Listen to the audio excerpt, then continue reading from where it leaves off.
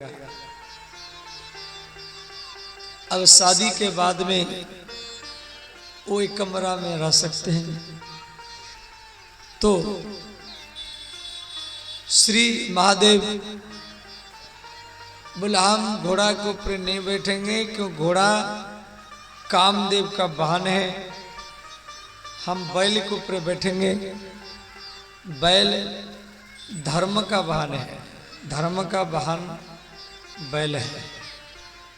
मेरा तो कोई इच्छा नहीं थी शादी करने के लिए, परंतु मैं जिसका पूजा करता हूँ भगवान राम मुझे शादी के लिए प्रेरित कर रहे हैं। राम विग्रहवान धर्म। इस प्रकार शिव पार्वती की शादी हुआ। ये कथा भागवत में नहीं है, ये रामचरितमानस में है, शिव पुराण में। तो आगे चल कर के इनके वंश में श्री मनु और शत्रुपा के दो पुत्र उत्तानपाद और प्रियव्रत। उत्तानपाद महाराज संपूर्ण पृथ्वी के राजा बने। इनकी दो पत्नी है, सुनीति और सुरुचि। सुनीति बड़ी है, सुरुचि छोटी है। किसी स्त्री का चमड़ा सुंदर है, उसको सुंदर कहना भूल है। जिसकी स्वभाव आचरण सुंदर है वही सच्चा सुंदरी है। सुनीति का आचरण सुंदर था, स्वभाव सुंदर था। सुरुचि देखने के लिए सुंदरी थी, परंतु उसका स्वभाव अच्छा नहीं था। एक दिन सुरुचि उत्तानपाद महाराज को बोली, यदि सुनीति आपके पास रहेगी तो मैं नहीं रहूंगी। महाराज उत्तानपाद अपनी बड़ी पत्नी सुनीति को महल से निकाल दिए। सुनीति एक पेड़ के नीचे रही, वहीं पर झोपड़ी वगैरह बना कर रही। वहां पर एक पुत्र जन्म दिया जिसके नाम है ध्रुव। बोले श्री ध्रुव जी महाराज की जय, सुनीति माता की जय। और सुरुचि राजमहल के भीतर में को पुत्र जन्म दिया जिसके नाम है उत्तम। धीरे धीरे ध्रुव जी 2-3 साल के हो गए। तो एक दिन ध्रुव जी मन में सोचे, हमारे पास रहने के लिए घर नहीं है, खाने के लिए आटा दाल चावल नहीं है, पहनने के लिए कपड़ा नहीं है। तो ध्रुव जी अपने माँ को बोले, माता मेरे पिता कौन है? तो सुनीति रोने लगी। ध्रुव जी सोचे मैं पूछा तो मेरे माँ रो रहे हैं। ध्रुव जी खेलने के लिए चले गए। फिर 1 महीना बीत गया। ध्रुव जी फिर पूछे मेरे पिता कौन है? सुनीति फिर रोने लगी। अंत में ध्रुव जी पूछे, माता मैं जो पिता के नाम पर पूछता हूं आप क्यों रोती हैं? तो सुनीति ने कहा, पुत्र तेरे पिता इसी देश के राजा है, परंतु तेरा जन्म मेरे गर्भ से होने के कारण आज तेरे पास रहने के लिए घर नहीं है, खाने के लिए आटा चावल नहीं है, पहनने के लिए कपड़ा भी नहीं है। ध्रुव जी बोले क्यों? मैं राजकुमार हूं। सुनीति ने कहा, पुत्र तू राजा का सबसे बड़ा बेटा है, राजकुमार है, परंतु मेरे गर्भ से तेरा जन्म हुआ है, इसीलिए आज तू गरीबी में जिंदगी जी रहा है। ध्रुव जी बोले, माता मैं पिता का दर्शन करने के लिए जाऊंगा। तो सुनीति ध्रुव जी को सजा करके महल के भीतर में भेज दिया। महाराज उत्तानपाद बैठे, बगल में उनकी पत्नी बैठी है। तो ध्रुव जी दौड़ कर गए, अपने पिता के गोदी में जाके बैठ गए। तो सुरुचि ध्रुव जी के कान को पकड़ करके डंडा से पीटा और कहा, आप तपस्या करो और भगवान को बोलो मेरे गर्भ से आपको जन्म दे, तभी आप महाराज जी की गोदी में बैठ सकते हैं। ध्रुव जी रोते हुए अपनी मां के पास में चले आए। सुनीति ने कहा, पुत्र आप क्यों रो रहे हैं? ध्रुव जी बोले, माता मैं पिता के गोदी में बैठने के लिए गया तो दूसरी मां ने मेरे कान को पकड़ कर डंडा से पीटा और कहा तपस्या करो और भगवान को बोलो मेरे गर्भ से आपको जन्म दे। सुनीति ने कहा, पुत्र ध्रुव सत्यम सुरुच्या अभीतम भवान में यद दुर्भुगाया उदरे गृहीत। सत्यम सुरुच्या अभीतम भवान में है। पुत्र आपके दूसरी मां ने जो कहा ठीक कहा। मैं अभागिनी हूं, तेरे पिता मुझे भार्या कहने के लिए शर्माते हैं, इसलिए तेरे पिता मुझे महल से, राजमहल से निकाल दिए हैं। मैं इसी पेड़ के नीचे रहती हूं। अब ये बात को सुनकर के ध्रुव जी को अच्छा नहीं लगा, जो मेरे पिता मेरे मां को निकाल दिए हैं। तो ध्रुव जी बोले, माता मैं तपस्या करने के लिए जा रहा हूं, जब तक भगवान को प्राप्त नहीं करूंगा तब तक मैं वापस नहीं आऊंगा। 5 वर्ष का बालक ध्रुव, आपके घर में भी 5 वर्ष का बच्चा है, तपस्या करने के लिए जा रहे हैं।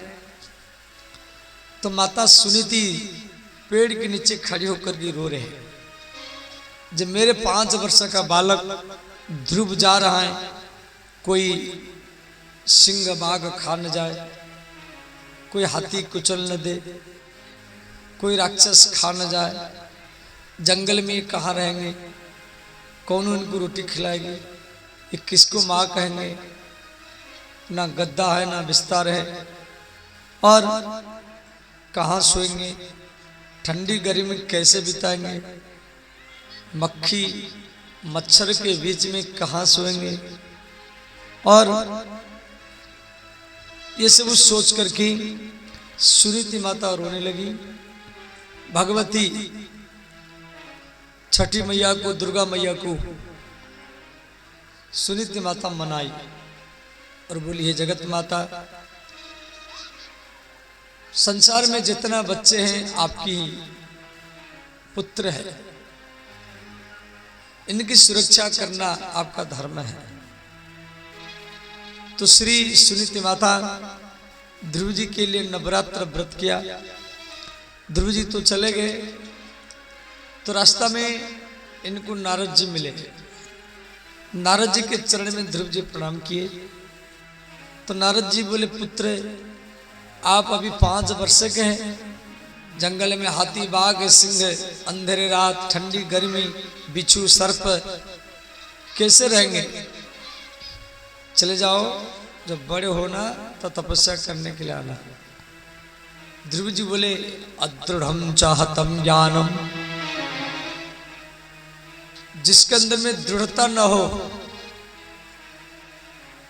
वो कितना भी ज्ञान का बात सुनेगा तो उसको आचरण में ला नहीं पाएगा। इसलिए दृढ़ता होना चाहिए। तो ध्रुव जी तो उनके अंदर में दृढ़ता था। ध्रुव जी बोले, गुरु जी जब तक मैं भगवान को प्राप्त नहीं करूंगा तब तक मैं वापस नहीं जाऊंगा।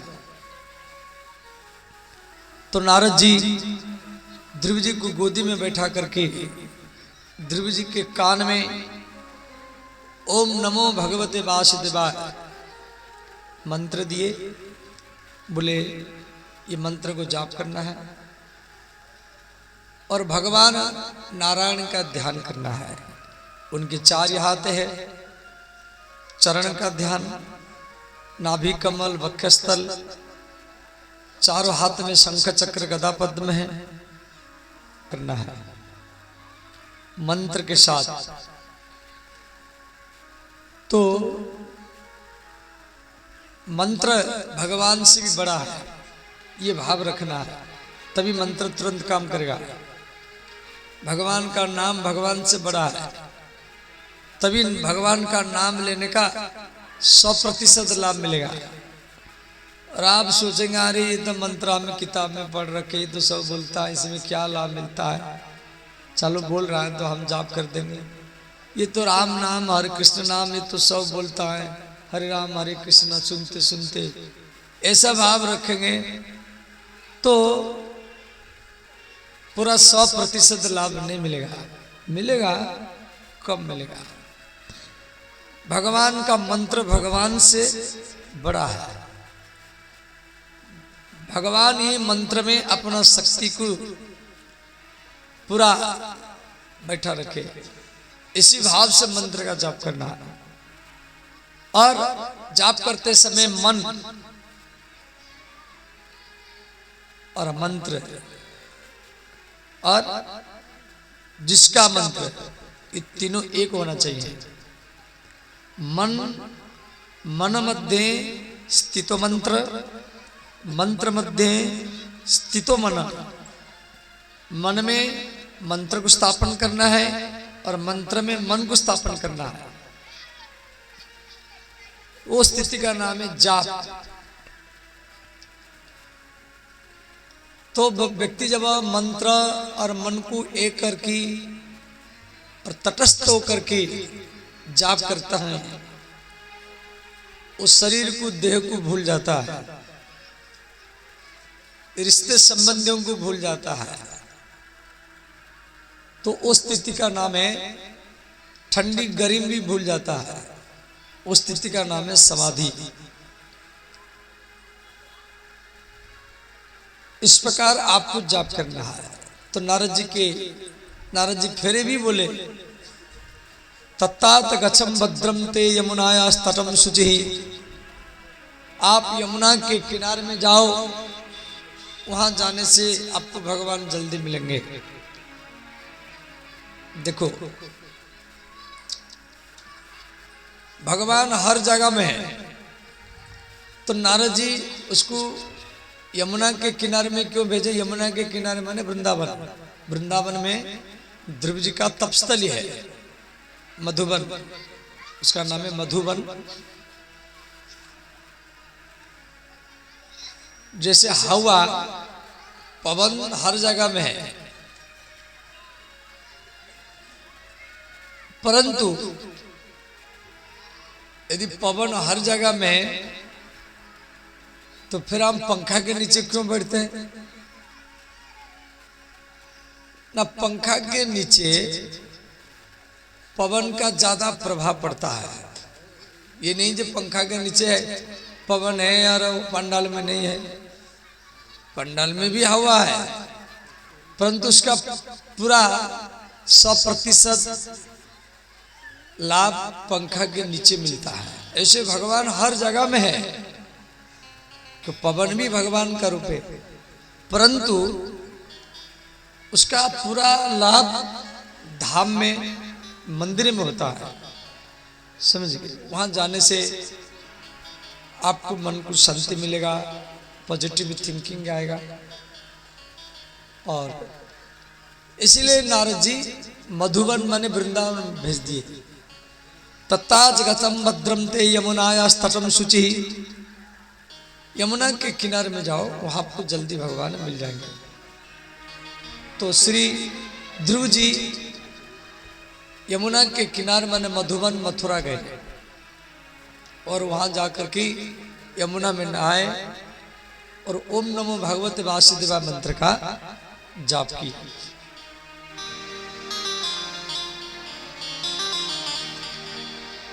ओम नमो भगवते वासुदेवाय।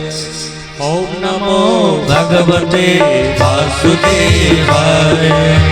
ओम नमो भगवते वासुदेवाय।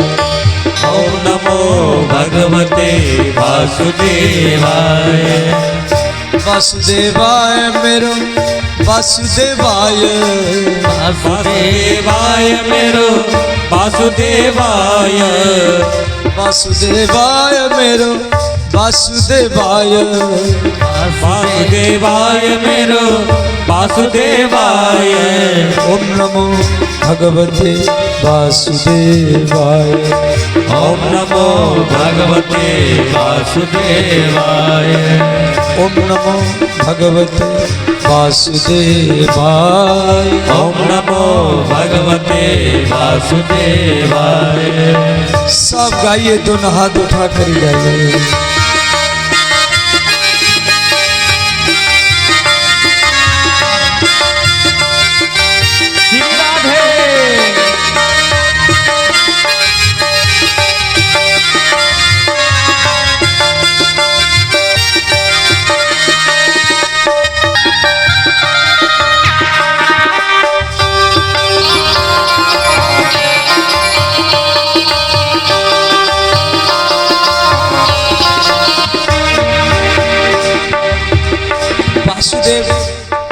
वासुदेव का अर्थ है जो सबके हृदय में वास करता हो। देखो, वासुदेव नाम भगवान कृष्ण का भी है। कृष्ण का नाम भी वासुदेव है। क्यों? वो वसुदेव के पुत्र है। वसुदेव के पुत्र है कि कृष्ण के पिता वसुदेव है, इसलिए भगवान कृष्ण का नाम भी वासुदेव है। परंतु ध्रुव जी का जो चरित्र है ये सत्ययुग का है। उस समय भगवान कृष्ण का अवतार नहीं हुआ था, उस समय वसुदेव का भी जन्म नहीं हुआ था, फिर भी ये मंत्र था। तो मूल अर्थ में वासुदेव नाम भगवान का आत्मा का है। माने जो भगवान हमारी देह में आत्मा के रूप में विराजमान है, उनका नाम है वासुदेव। तो वासुदेव माने आत्मा है। तो आप सब ही वासुदेव है। ये पंडाल में जितना व्यक्ति बैठे, पुरुष हो, स्त्री हो, बच्चे हो, ये सब वासुदेव है। तो सबके हृदय में भगवान है। ओम नमो भगवते वासुदेवाय। ओम नमो भगवते वासुदेवाय। वासुदेवाय मेरो बद्रीनाथाय। वासुदेवाय मेरो बद्रीनाथाय। वासुदेवाय मेरो द्वारिकानाथाय। वासुदेवाय मेरो द्वारकानाथाय। वासुदेवाय मेरो रामेश्वराय। वासुदेवाय मेरो रामेश्वराय। वासुदेवाय मेरो जगन्नाथाय। वासुदेवाय मेरो जगन्नाथाय। ओम नमो भगवते वासुदेवाय। ओम नमो भगवते वासुदेवाय। ओम नमो भगवते वासुदेवाय। ओम नमो भगवते वासुदेवाय। सब गाइए, दोनों हाथ उठा कर गाइए।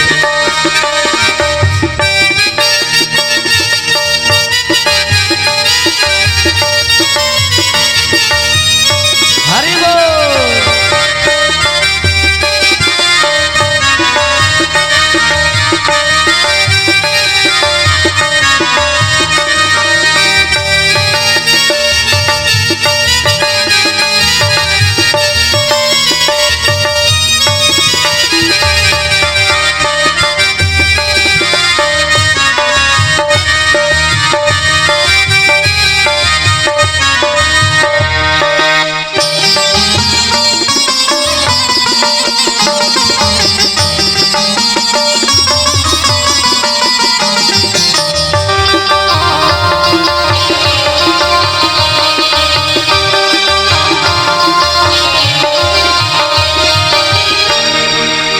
वासुदेवाय मेरो राधा वल्लभाय।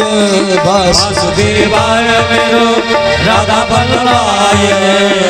वासुदेवाय मेरो नंद नंदनाय वासुदेवाय मेरो नंद नंदनाय वासुदेवाय मेरो अयोध्यानाथाय वासुदेवाय मेरो अयोध्यानाय वासुदेवाय मेरो रामचंद्राय वासुदेवाय मेरो रामचंद्राय ओम नमो भगवते वासुदेवाय ओम नमो भगवते वासुदेवाय ओम नमो भगवते वासुदेवाय ओम नमो भगवते वासुदेवाय।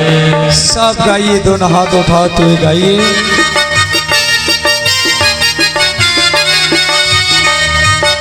हर हर महादेव, जय हो।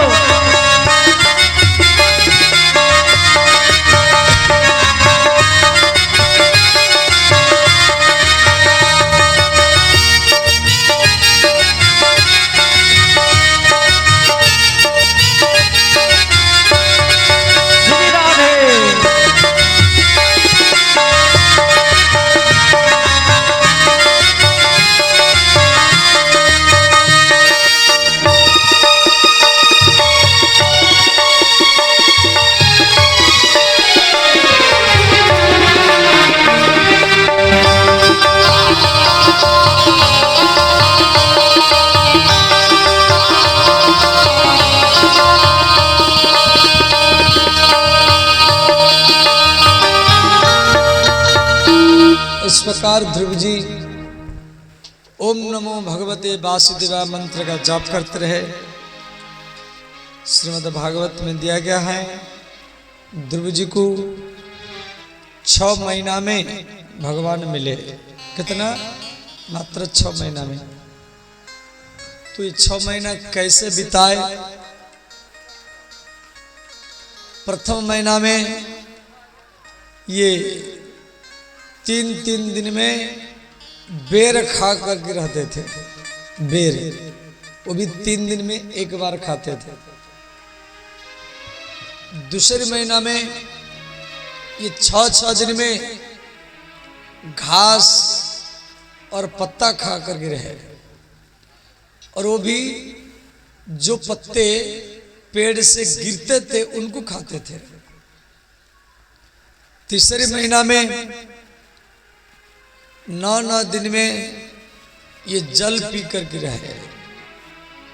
चौथा महीना में ये 12 दिन में एक बार सांस लेते थे, सांस को पीते थे। देखो, नाक में सांस लेना और मुख में हवा लेना में अंतर है। नाक में आप जो सांस लेते हैं ये तो हरदम चलता रहता है, परंतु मुख में जब आप हवा लेंगे, वो हवा को पीने की दृष्टि से लेंगे। बड़े बड़े योगी लोग जीभ को ऊपर में सटा करके, जिसको बोलते खेचरी मुद्रा, जीभ तालू में सटेगा, माने जीभ को उल्टा करके और हवा को पीते हैं। आप करके देखना, जीभ को पलटा करके जब हवा को पिएंगे तो जीभ से बूंद बूंद रस टपकेगा। इसको बोलते खेचरी मुद्रा। तो आप जब ऐसे अभ्यास करेंगे तो आपको प्यास नहीं लगेगा और भूख भी नहीं लगेगा। जैसे नवरात्र में कोई व्रत किया 9 दिन भोजन नहीं करेगा, तो इस प्रकार खेचरी मुद्रा करके जीभ को उल्टा करके भीतर में और उसको चूसेंगे और मुख में हवा को पिएंगे, तो आपको भूख प्यास नहीं लगेगा। फिर आप 9 दिन तक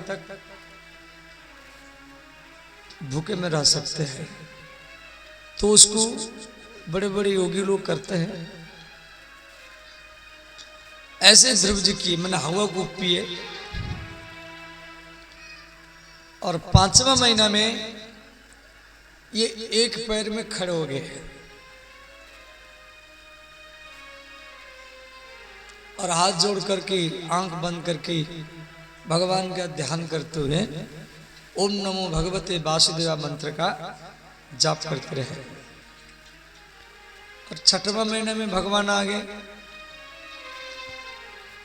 तो भगवान ध्रुव जी के भगवान वैकुंठ लोक से पृथ्वी पर आ रहे हैं। तो देवता लोग रास्ते में पूछे, भगवान ऐसा कौन सा भक्त है जिसको आप दर्शन देने के लिए वैकुंठ से पृथ्वी पर जा रहे हैं? भगवान बोले, देवताओं, मैं दर्शन देने के लिए नहीं जा रहा हूं, मैं दर्शन देने के लिए नहीं जा रहा हूं, मैं दर्शन करने के लिए ही जा रहा हूं। भगवान नारायण ध्रुव जी को दर्शन करने के लिए आए थे। तो कहां से आए? ना वैकुंठ से आए। और ध्रुव जी का उम्र मात्र 5 वर्ष 6 महीना है। तो भगवान नारायण ध्रुव जी के सामने खड़े हैं और ध्रुव जी के चरण से लेकर के मस्तक तक भगवान नारायण दर्शन कर रहे हैं। देखो, छोटा बच्चा है, पिता गोदी में नहीं बैठाया, इसलिए घर द्वार छोड़ दिया है। तो अब भगवान सोचे, मैं तो इसका दर्शन कर रहा हूं, परंतु ये मेरा दर्शन कर नहीं रहा, तो ये आंख कैसे खोलेगा? ये तो आंख खोल नहीं रहा। तो भगवान क्या किए? देखो, भगवान के 3 प्रकार के दर्शन हैं। एक है आंख खोल करके भगवान को दर्शन करना, जैसे हम मंदिर में करते हैं। इसको बोलते हैं प्रत्यक्ष दर्शन। कभी आप मंदिर में जाकर के दर्शन करेंगे तो पहले तो आप मूर्ति को प्रतीक नहीं मानना है, ये भगवान का एक ढांचा है, देवी मैया का या हनुमान जी का है, ये सोच करके दर्शन नहीं करना है।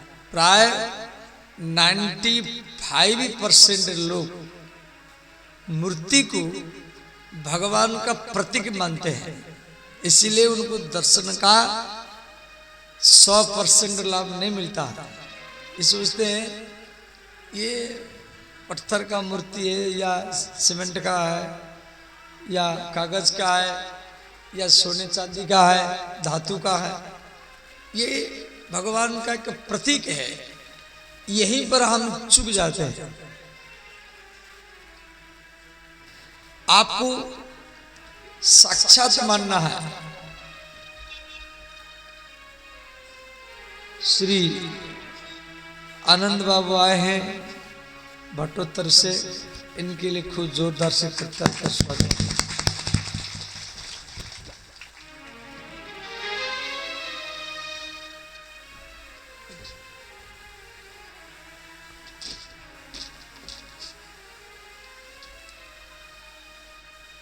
तो ध्यान देना,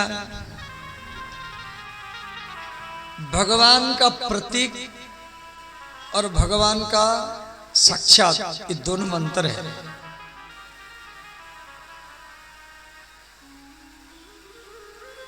यदि हम भगवान का प्रतीक मानेंगे, भगवान का ये प्रतीक है, स्वरूप है, तो जन्म जन्म चला जाएगा,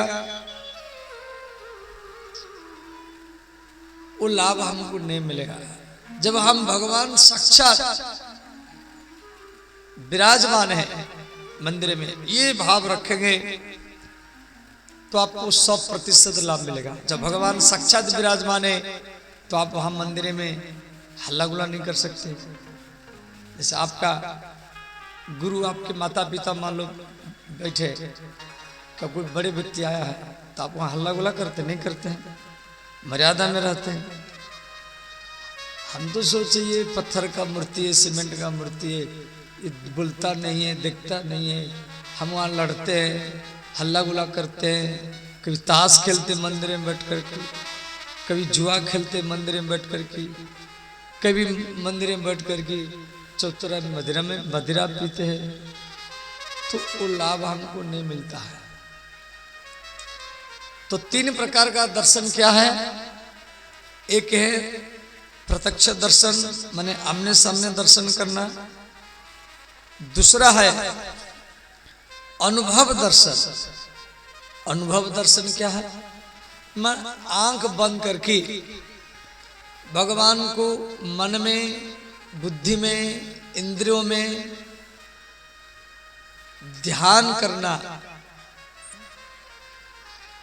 उसको बोलते अनुभव दर्शन। तो पहले हो गया प्रत्यक्ष दर्शन, आमने सामने जैसा मंदिर में करते हैं। दूसरा है वो भगवान को मंदिर में न जा करके, जैसे वर्णेश्वर है, आप वहां जाके दर्शन किया तो उसका नाम है प्रत्यक्ष दर्शन।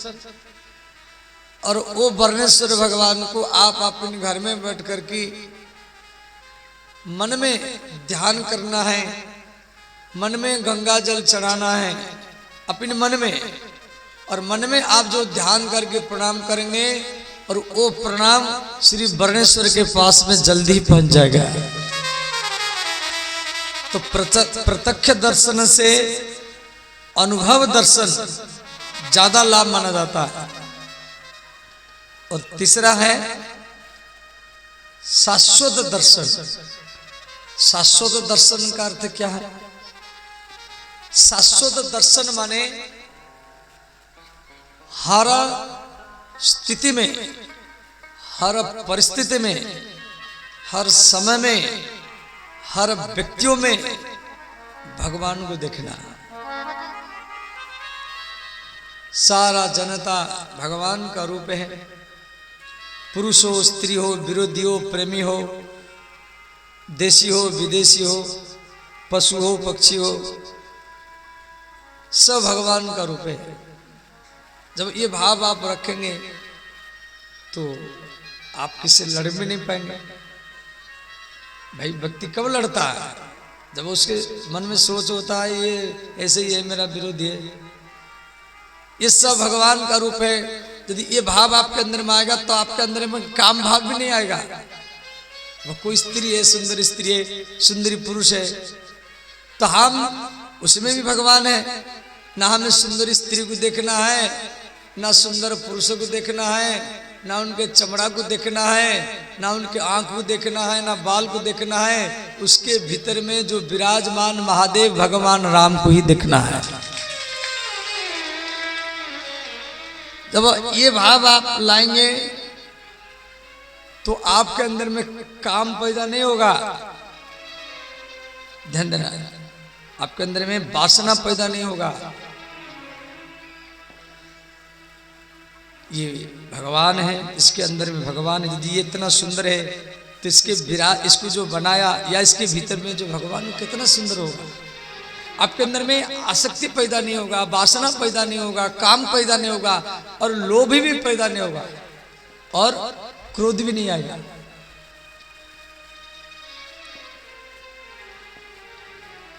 और ध्यान देना, जब ये भाव आप लाएंगे जो सब में भगवान को दर्शन करने का आदत डाल देता है हर परिस्थिति में। ये नहीं मंदिर में देखें और अगर बाद में जाके लड़े, ऐसा नहीं होना चाहिए। हर स्थिति में, हर परिस्थिति में, हर समय में जब ये भाव रखेंगे तो आपको हर जगह में, खंबा में, मंदिर में, वृंदावन में, अयोध्या में, हर जगह में आपको भगवान का दर्शन होगा। ये उसका सूत्र है। और हम लोग क्या करते हैं? हम तो मंदिर में भगवान को देखते हैं, प्रणाम करते, अगरबत्ती धूप बत्ती लगाते हैं, परंतु मंदिर के बाहर में लड़ते, द्वेषभाव रखते, कोई सुंदर पुरुष है या सुंदर स्त्री है उसके प्रति अटैचमेंट, भोग की वासना रखते हैं, तो फिर वो लाभ नहीं मिलेगा। तो ये 3 प्रकार का दर्शन। तो ध्रुव जी यहाँ आंख क्यों नहीं खोले? यदि भगवान सामने खड़े हैं और ध्रुव जी आंख बंद करके ओम नमो भगवते वासुदेवाय मंत्र जाप कर रहे हैं, क्यों ना? ध्रुव जी अनुभव में आंख बंद करके भगवान का दर्शन कर रहे हैं और भगवान सामने खड़े हैं। भगवान तो ध्रुव जी का दर्शन कर रहे हैं, तो ध्रुव जी अनुभव में दर्शन कर रहे हैं। तो भगवान समझ गए ये आंख खोल नहीं रहा है, क्यों? ये ध्यान में मेरा चिंतन कर रहा है। तो इसलिए भगवान क्या किया, अपनी योग माया के द्वारा ध्रुव जी जो आंख बंद करके ध्यान कर रहे थे, दिल में, मन में, बुद्धि में, इंद्रियों में, भगवान उसको गायब कर दिए। तो गायब हो गया। ध्रुव जी को खाली खाली लगा, निराकार। तो ध्रुव जी घबरा गए, जब मेरे भीतर में जो भगवान मुझे दिखाई दे रहे थे वो कहाँ चला गया? तो जैसे वो आंख खोल दिए तो सामने भगवान श्री नारायण ही खड़े हैं। बोले श्री भक्तवत्सल भगवान की जय, श्री ध्रुव जी महाराज की जय। तो ध्रुव जी भगवान के चरण में प्रणाम किए। तो नारायण भगवान ध्रुव जी को 4 हाथ में ऐसे उठाया और अपनी गोदी में बैठाया। गोदी में क्यों बैठाया? ध्रुव जी को उसके पिता उतानपाद गोदी में नहीं बैठाया था, इसीलिए तो ध्रुव जी घर छोड़ के चले गए। इसीलिए भगवान नारायण ध्रुव जी को ऐसे उठा करके अपनी गोदी में बैठा लिया। अच्छा, ध्रुव जी भगवान की गोदी में है, परंतु ध्रुव जी बार बार आंख बंद कर रहे हैं।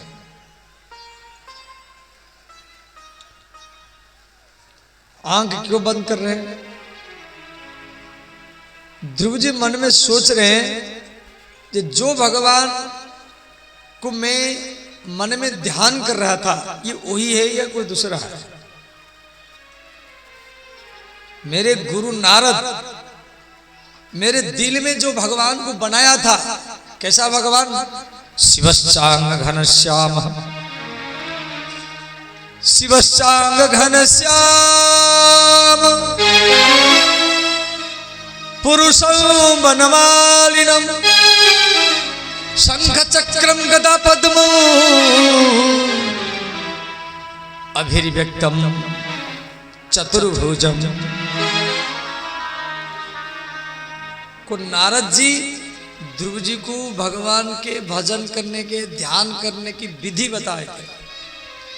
इसलिए ध्रुव जी भगवान के गोदी में बार बार आंख बंद करते हैं। आंख बंद करते खोलते, आंख बंद करते फिर खोलते, फिर आंख बंद करते फिर खोलते। क्यों? ध्रुव जी भगवान की गोदी में है, 4 हाथ में भगवान ध्रुव जी गोदी में बैठा रखे। ध्रुव जी आंख बंद करके भीतर का भगवान नारद जी को, गुरु को याद करके, मेरे गुरु जी बोले थे भगवान की 4 हाथ, और आंख खोल करके देखते इसका भी 4 हाथ है। फिर आंख बंद करते हैं, भगवान के 4 हाथ में शंख चक्र गदा पद्म है। फिर आंख खोल करके देखते इनके हाथ में भी 4 शंख चक्र गदा पद्म है। फिर इनके शरीर में पीताम्बर है, पीला वस्त्र है। खोल करके देखते इसके भी पीला वस्त्र है। और मुकुट कुंडल है, मुस्कान है। भीतर का भगवान देखने के लिए श्याम वर्ण है, शांताकारम भुजंग शयनम, और आंख खोल करके देखते इनका भी श्याम वर्ण है।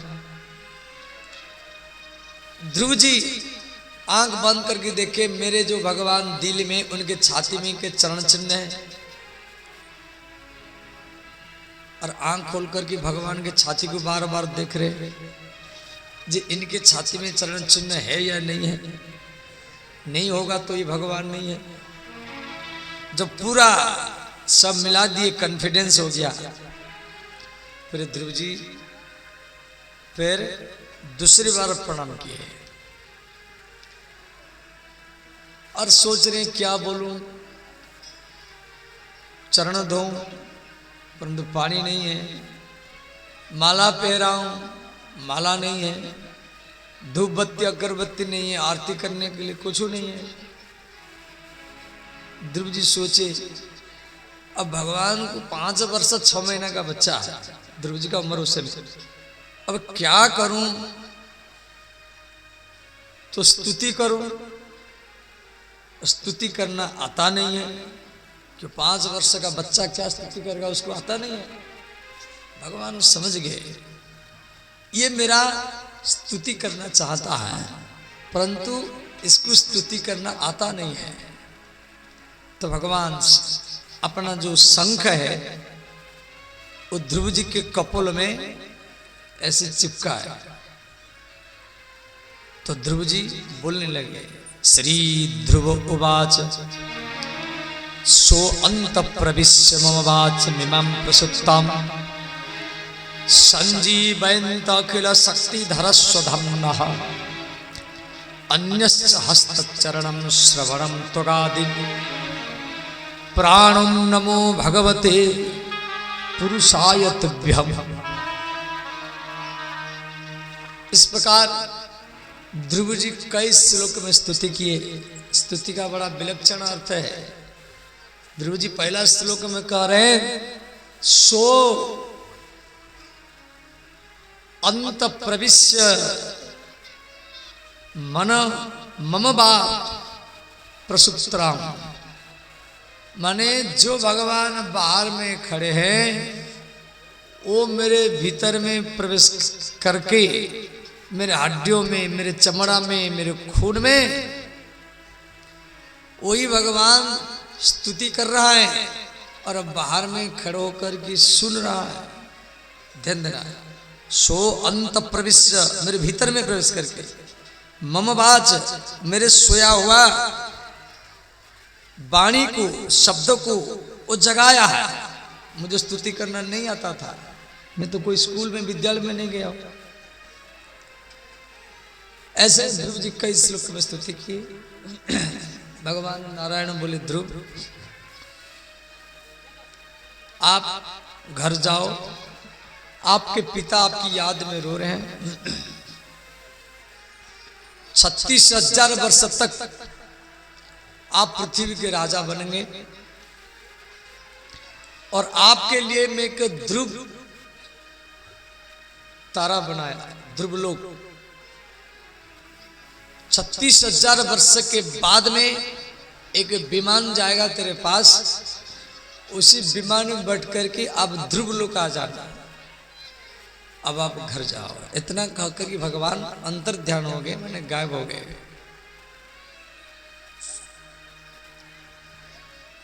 अब ध्रुव जी अपने घर की ओर जा रहे हैं। इधर ध्रुव जी के पिता उतानपाद बड़े उदास में है। तो नारद जी बोले, राजन आप इतना उदास क्यों हैं? तो राजा उतानपाद ने कहा, ये गुरुजी, मेरे 5 वर्ष के बच्चा मेरे गोदी में बैठने के लिए आया था और मैं उसको अपनी गोदी में नहीं बैठाया, क्यों? मैं दूसरी स्त्री के बस में था। मेरा बेटा घर द्वार छोड़ के चला गया, उसको कोई बाघ सिंह खा गया होगा। नारद जी बोले, राजन आपके पुत्र ध्रुव भगवान को प्राप्त कर चुके हैं और वो आज ही आने वाले हैं और आप उनका स्वागत की तैयारी करो। तो सारा राज्य में ढिढोरा पिटा गया। सारा राज्य में हर गांव में, हर मोहल्ला मोहल्ला में सब रोली मोली चावल केला का खम्बा, ये ध्रुव जी आ रहे हैं भगवान को प्राप्त करके। तो महाराज उत्तानपाद ध्रुव जी के माँ के पास गए, उसका हाथ पकड़ करके अपनी रथ में बैठा है। बोले महारानी आप मुझे क्षमा करना, मैं बहुत बड़ा भूल किया हूं जो आपको महल से निकाल दिया। सुनीति सुरुचि को भी पकड़ करके अपने पास में बैठा है। इस प्रकार उत्तानपाद महाराज अपनी दोनों पत्नियों को लेकर के राजधानी के बाहर आए ध्रुव जी का स्वागत करने के लिए। तो ध्रुव जी पहले दौड़ करके आए, नगाड़ा बज रहा है, तो ध्रुव जी पहले अपनी दूसरी माता सौतेली माता सुरुचि के चरण में प्रणाम किए। सब लोग को अचंभा हो गए और सुरुचि भी बोली, जब पुत्र ध्रुव मुझे क्षमा करना, मैं तेरे कान पकड़ कर के डंडा से पीटी थी, जिस कारण आप घर द्वार छोड़ के चले गए। बहुत कष्ट उठाए होंगे, कहाँ खाए होंगे, कहाँ सोए होंगे, मक्खी मच्छर के बीच में, ठंडी गर्मी के बीच में, सर्प बाघ सिंह के बीच में कैसे रहे होंगे, मेरे कारण आप बहुत कष्ट होगा। तो ध्रुव जी बोले माता मैं जान करके पहले तुझे ही प्रणाम किया, यदि तू मेरे कान पर पकड़ करके मुझे डंडा से नहीं पीटती तो मैं घर छोड़ करके नहीं जाता, तो आज मुझे भगवान का दर्शन भी नहीं होता। इसीलिए मैं पहले तुझे ही प्रणाम किया। भागवत में ध्रुव जी भगवान को दर्शन करने के बाद में पहले अपनी सौतेली माता को प्रणाम किए थे, जो ध्रुव जी को डंडा से पिटा था। और रामायण में भी चित्रकूट में जब अयोध्यावासी राम जी से मिलने के लिए गए थे, तो राम जी पहले कैकेयी माता को प्रणाम किए थे। जो कैकेयी राम को वन में भेजा 14 वर्ष के लिए, तो राम जी पहले वशिष्ठ जी को प्रणाम नहीं किए थे, या कौशल्या को भी नहीं, कैकेयी को। रामचरितमानस में पंक्ति है, गोस्वामी तुलसीदास जी लिखे हैं, प्रथम राम भेटी कैकेयी, प्रथम राम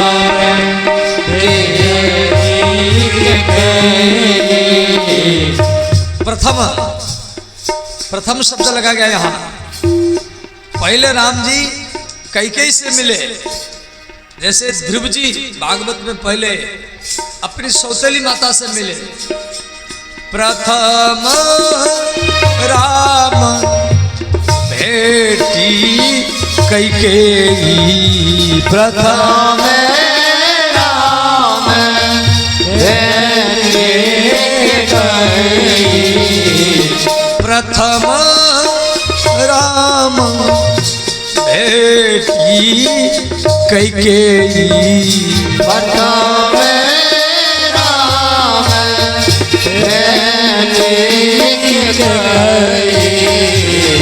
श्री राम जय राम जय जय राम, श्री राम जय राम जय जय राम, श्री राम जय राम जय जय राम, श्री राम जय राम जय जय राम।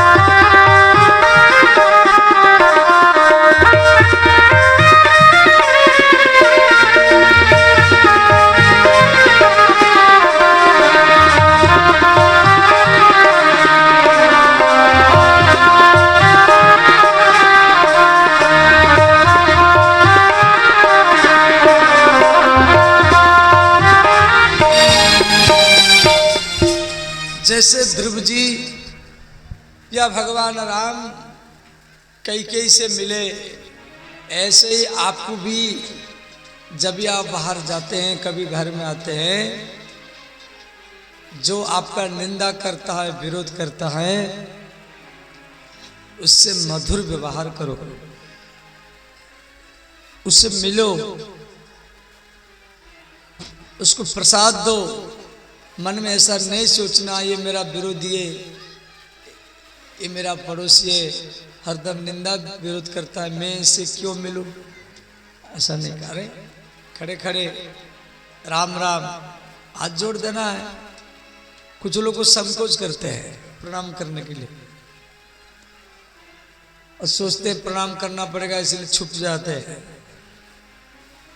ऐसा नहीं करना है। प्रणाम व्यक्ति को नहीं किया जाता है, प्रणाम देह को नहीं किया जाता है।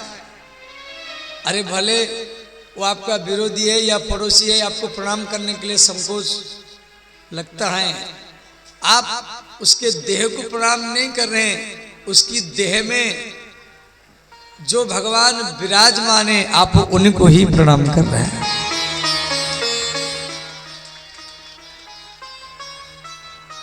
परोपकारम प्रियम विष्णु। कोई आपका विरोध करे, निंदा करे, आप उसको एक थप्पड़ लगा दिया, वो बलवान नहीं है। कोई आपका विरोध कर रहा है, निंदा कर रहा है, आप उसको एक थप्पड़ लगा दिया, वो बलवान नहीं है। जो विरोध करता है, निंदा करता है और उसके प्रति मधुर व्यवहार करना, उसके प्रति दया भाव रखना, वही सच्चा बलवान ही होता है। और आप जो उसके प्रति दया भाव रखेंगे, मधुर व्यवहार करेंगे,